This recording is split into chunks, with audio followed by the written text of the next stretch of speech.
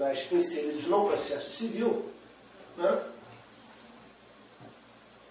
Vamos começar aqui pelo princípio mãe, né? Que é o devido processo legal, né? Então tem assento na Constituição Federal, no artigo 54, né? Que diz: ninguém será privado da sua liberdade ou dos seus bens sem o devido processo legal. É garantia constitucional um processo regular e justo.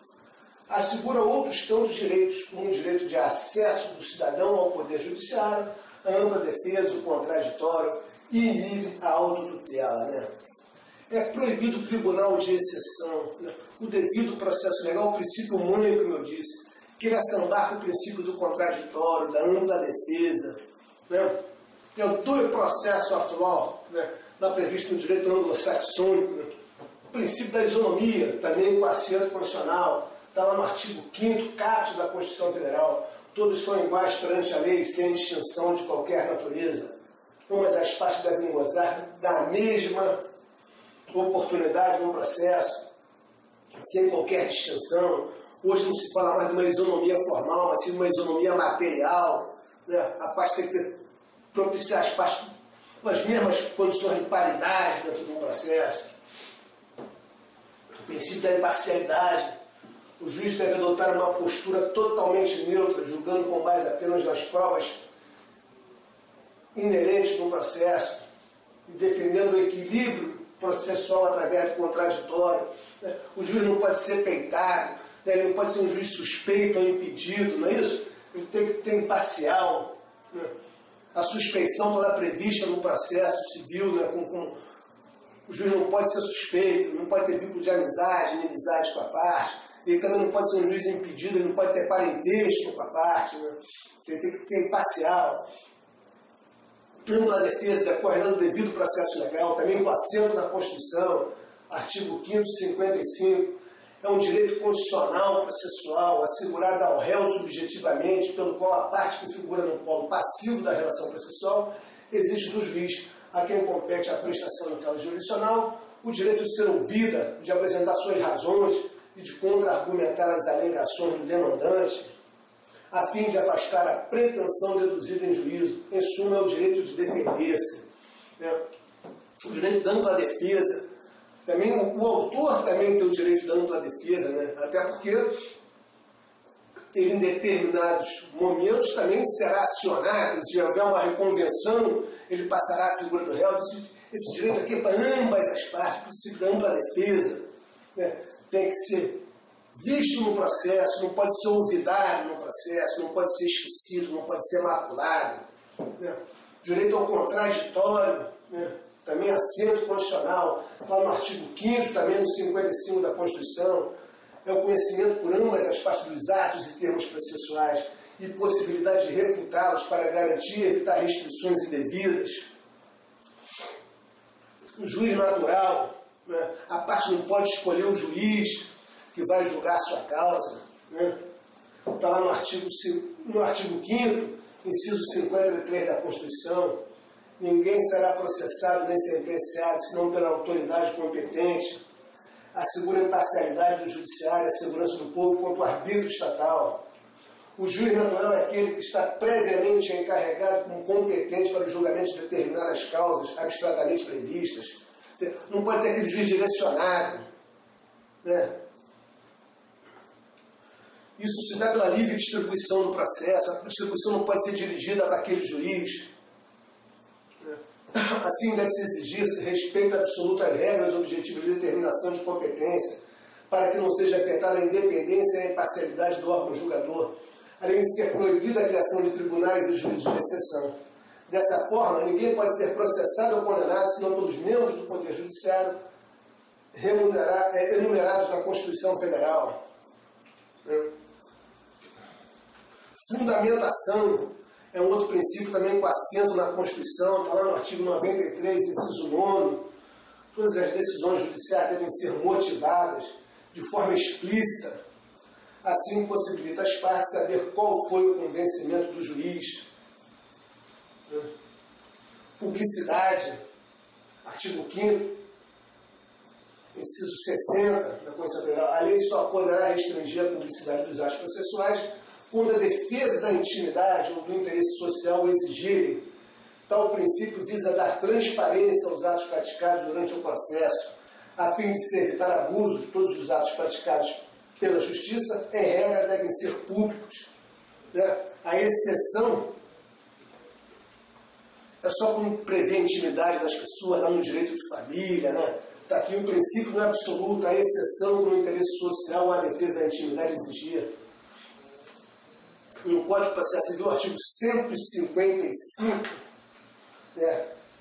Primeira parte, prevê o princípio da publicidade. A outra, parte final, já prevê a exceção, né, que são os atos, os processos que correm em segredo de justiça. Mas, a princípio, o princípio, né, tem que ser preservado, o princípio da publicidade. Mas lembrando que ele não é absoluto, não é nenhum princípio absoluto. Né? Não, o interesse da parte é relevante, ou o interesse social será decretado em segredo de justiça. O princípio do duplo grau de jurisdição, artigo 5º, 55, aos litigantes em processo judicial ou administrativo e aos acusados em geral serão assegurados o contraditório e ampla defesa com os meios e recursos a ela inerentes. Então, o princípio prevê a possibilidade de reexame e de reapreciação da sentença definitiva proferida em determinada causa por outro órgão de jurisdição, que não o prolator da decisão, normalmente de hierarquia superior. Não quer dizer que, via de regra, será sempre um órgão hierarquicamente superior. O princípio duplo grau de jurisdição prevê apenas que a decisão poderá ser revista.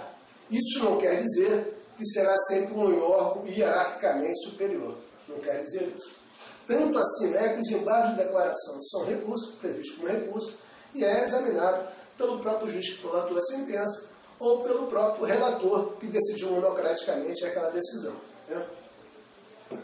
Isso daí na afastabilidade, o artigo 5º, 35 da Constituição Federal, a lei não excluirá da apreciação do Poder Judiciário lesão ou ameaça de direito. Traduz-se pela faculdade que todo aquele que sentir-se lesado ou ameaçado em seu direito de acionar o Poder Judiciário, ainda que não disponha de recursos financeiros para o pagamento das custas do processo, usando as prerrogativas da assistência judiciária, mesmo aquele hipossuficiente, ele não está afastado do judiciário, né, na afastabilidade, da ilicitude da prova, né, artigo 5º, inciso 56, são inadmissíveis no processo as provas obtidas por meios ilícitos. Todas as provas produzidas nos atos processuais devem estar em conformidade com o direito. O princípio da gratuidade de justiça está no artigo 5º, 74 da Constituição Federal. As pessoas necessitadas devem ter acesso gratuito à justiça. O princípio da efetividade. O processo tem como finalidade uma efetiva procura do verdadeiro resultado, devendo ser manejado da maneira mais rápida possível para a resolução dos conflitos. Senhores, o que importa aqui ficar claro, e aí eu vou fazer uma panorâmica para os senhores, antes da Constituição de 88, a Constituição, apesar de estar no ápice da pirâmide de Kelsen, era uma coisa assim que não tinha... Os doutrinadores não arrimavam sua pretensão muito na Constituição. Veio a Constituição de 88, impregnada de princípios, que norteou todo o ordenamento jurídico pátrio. Tanto assim é que fala-se hoje em direito civil constitucional, processo civil constitucional. Hoje tudo tem que ser visto à luz da Constituição, toda a filtragem constitucional.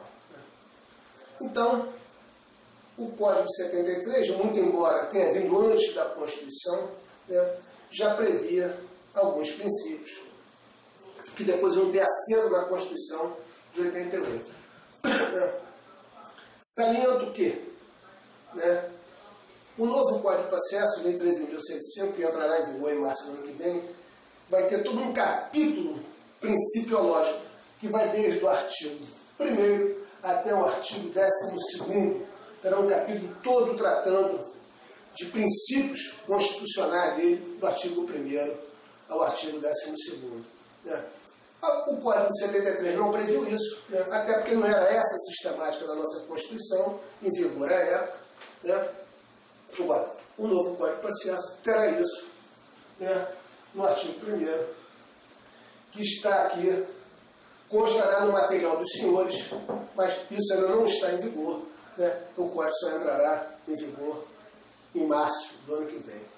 Então, senhores, era isso que eu queria falar com os senhores em princípios constitucionais na Constituição. Né? Esses princípios todos garantem um acesso, né, ao Poder Judiciário. Né? Quero aqui dizer, né, que naquela visão de Mauro Capelletti das ondas, né, de Mauro Capelletti do termo de processo, do acesso ao Judiciário, tudo começou com, né, a gratuidade de justiça, né, visando o acesso do hipossuficiente à justiça. Né? Hoje se fala realmente no princípio da isonomia, mas aquela isonomia substancial, né, com paridade realmente de armas, né, que é para facilitar também o acesso do jurisdicionário. E a gente vemos nisso, né, com essa evolução, algumas leis extravagantes que vieram para facilitar isso. O Código de Defesa do Consumidor é um bom exemplo disso, dos juizados especiais de tudo visando o acesso do jurisdicionário. Né? Mas, para o concurso assim, dos senhores, eu gostaria que os senhores ficarem fixados na lei. Né? Esses são os artigos mais importantes da Constituição com assento no Código de Processo Civil. Né? E sugiro aos senhores um bom estudo.